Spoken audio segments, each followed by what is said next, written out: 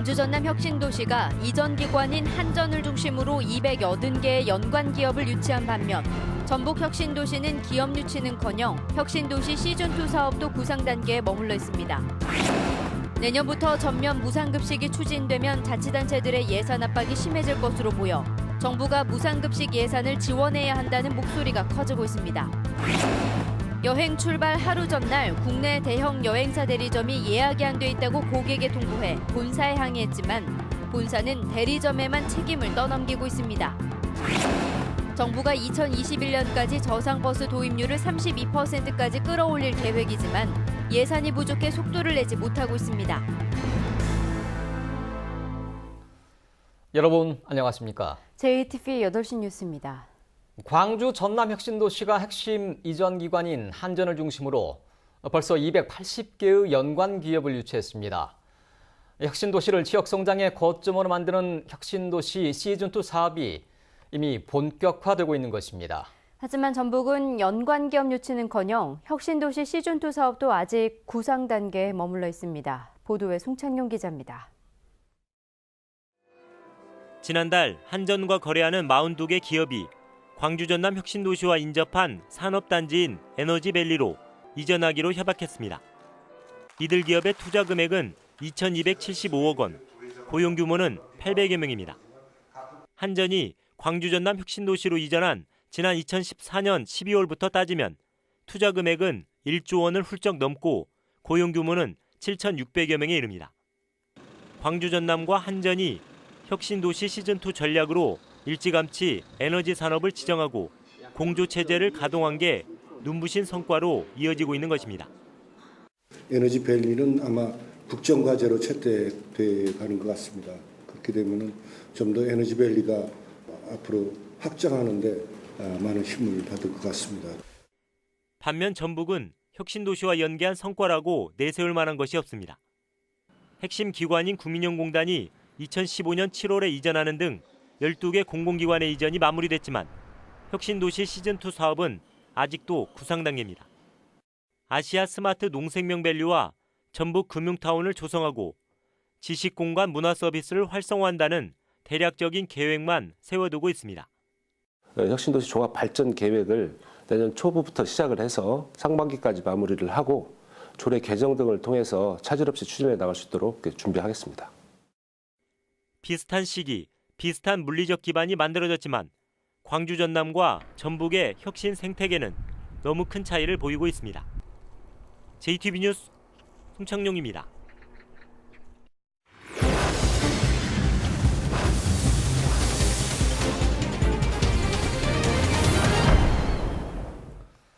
여행 하루 전날 여행사로부터 예약이 안 돼 있다는 통보를 받으면 어떻겠습니까?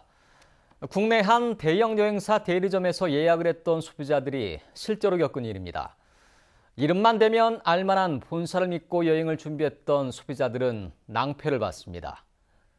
나금동 기자가 보도합니다. 중소기업을 운영하는 박승일 씨는 창사 20주년을 맞아 직원들과 해외여행을 가려다 황당한 일을 겪었습니다. 8년 넘게 거래해온 한 여행사 대리점에 지난 10월 1,200만 원을 내고 예약했는데 출발 전날 갑자기 예약이 안 돼 있다는 황당한 연락을 받은 겁니다.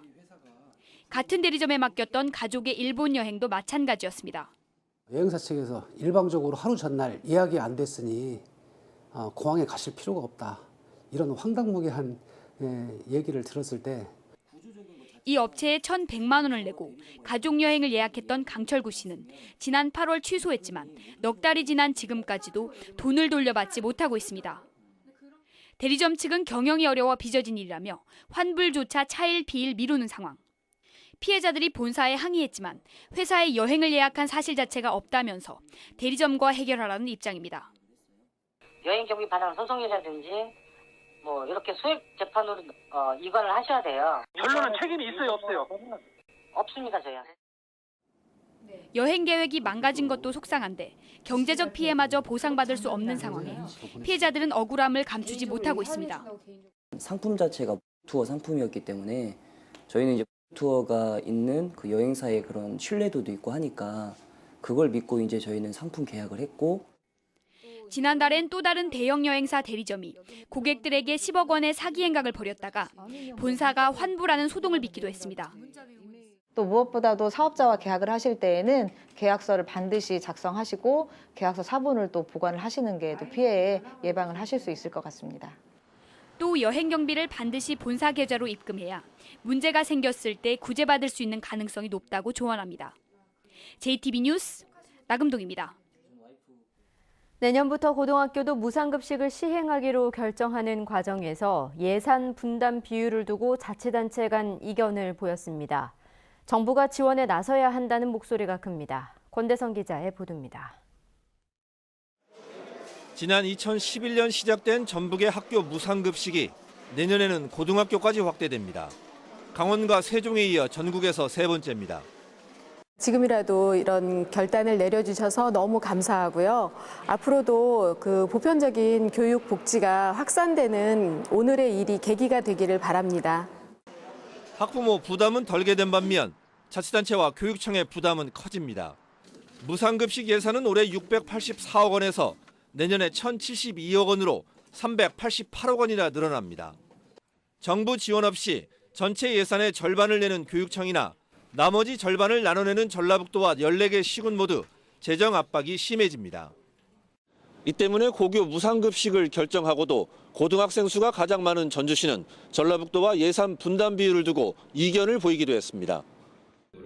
하지만 자치단체끼리 다툴 게 아니라 정부 지원을 이끌어내는 게 중요하다는 지적입니다. 의무 교육인 초중학교의 무상급식마저 정부가 재정이 열악한 자치단체와 교육청에만 떠넘겨 책임을 방기하고 있다는 겁니다. 전국 시도의회 의장들은 정부가 무상급식을 지원하라는 건의문을 채택했습니다. 헌법이 보장하고 있는 무상교육의 일환이자 보편적인 교육 복지입니다. 그래서 국가의 책무이죠. 따라서 학교 급식비 지원도 누리과정 예산처럼 정부가 전액 지원해야 한다 이렇게 생각을 합니다. 정부가 고등학교도 무상교육을 추진하는 것에 발맞춰 무상급식 지원에 나서야 한다는 목소리가 높아지고 있습니다. JTB 뉴스 권대성입니다. 노인 같은 교통 약자를 위해 출입구를 낮게 만든 저상버스는 전북 시내버스의 20%밖에 되지 않습니다. 정부는 저상버스 도입률을 32%까지 끌어올린다는 계획이지만 도입은 더디기만 합니다. 주혜인 기자가 보도합니다. 70대 김봉임 할머니는 이곳에서 매일 버스를 탑니다. 버스를 타기 위해 계단을 오를 때마다 김 할머니는 무릎이 시큰거립니다. 계단 두 개를 지나고 계단 올라가는 게 너무 힘들어. 다리가 아파, 다리가. 숨이 차고 다리가 아파. 국토교통부는 노약자와 장애인 등 교통약자를 위해 2016년까지 전북의 저상버스 도입률을 30%, 2021년에는 32%까지 끌어올리겠다고 약속했습니다. 전북의 시내버스 822대 가운데 바닥이 낮은 저상버스는 175대로 도입률은 약 20%에 그치고 있습니다. 이는 목표한 도입률인 32%에 크게 못 미치는 수준입니다. 저상버스 한 대 가격은 2억 2천만 원으로 1억 2천만 원인 일반 버스보다 2배나 비싸 국가가 버스 구입 비용의 50%를 지원하고 있습니다. 하지만 국가 예산은 2015년 42억 7,100만 원에서 올해는 8억 5천만 원으로 해마다 급격히 줄고 있습니다. 예산이 수반이 돼야 차를 구입을 하고 하는데 일단은 국토부에서 돈을 주지도 않으면서 지금 계획만 이렇게 잡아놓으니까. 일반 버스보다 운영비가 많이 들어 버스 운송업체가 저상버스를 꺼리는 것도 도입이 저조한 이유 가운데 하나입니다. 전북의 노인 인구 비율은 18.4%로 전국에서 두 번째로 높은 만큼 저상버스 도입이 시급하지만 지지부진한 상태로 속도를 내지 못하고 있습니다. JTB 뉴스 주혜인입니다. 동학 농민혁명특별법 개정안이 1년 만에 국회를 통과했습니다. 동학 농민혁명특별법 개정안엔 미등록 혁명 참여자와 유족의 등록 기한을 연장하고 기념사업으로 기념공원 조성을 명시했으며 공원 조성에 국공유 재산을 양해받을 수 있는 근거가 담겼습니다.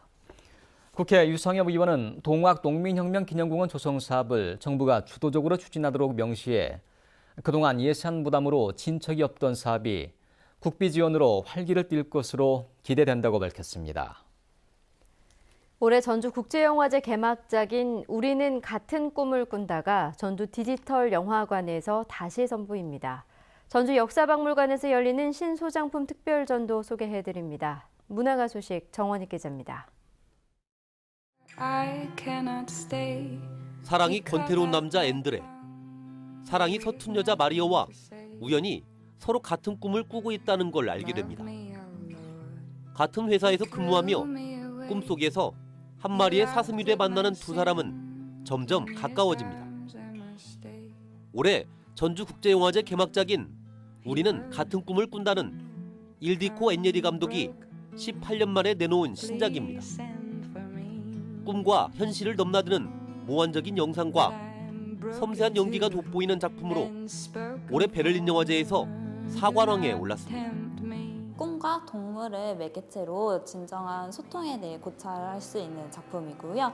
또 사랑에 대한 두려움 그리고 권태로움을 섬세하게 연출한 작품입니다.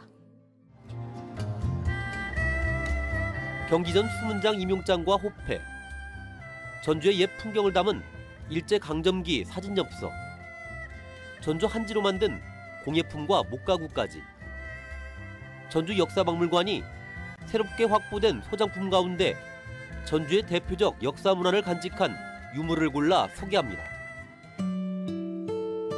제21회 전북 위상작가상을 받은 윤철규 작가의 수상전이 열립니다. 작가 자신의 자화상을 비롯해 가족과 지인의 모습들을 소중하게 내걸었습니다. 또 역대 수상작가들의 작품들도 한자리에서 만날 수 있습니다. JTB 뉴스 정원익입니다. 국회가 예산안 쟁점 사항에 누리 예산을 포함하기로 한 것과 관련해 전국 시도 교육감들이 심각한 우려를 표명했습니다.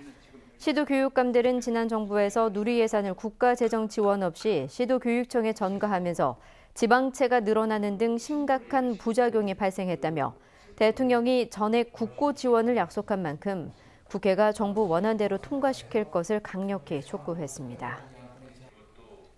국민의당 정동영 의원은 통합 문제로 갈등을 빚고 있는 안철수 대표에게 최근 발언들에 대한 사과를 촉구했습니다.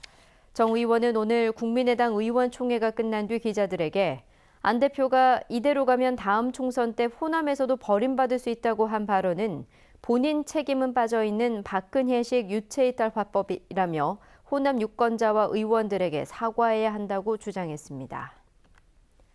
군산 신영시장 상인회와 문화관광형 시장 육성사업단이 주민 200여 명을 초청해 점심을 제공하는 등 사랑 나눔 행사를 열었습니다. 상인회와 사업단은 연말을 맞아 시장을 이용하는 주민에게 감사를 전하고 어려운 이웃을 살피기 위해 이번 행사를 마련했다고 밝혔습니다. 오늘은 한낮 기온이 2도에서 5도에 머물고 바람이 강하게 불면서 추웠습니다. 주말인 내일도 추운 날씨가 이어지겠습니다. 아침 기온은 영하 6도에서 영하 2도까지 떨어져 오늘과 비슷한 강추위가 예상됩니다.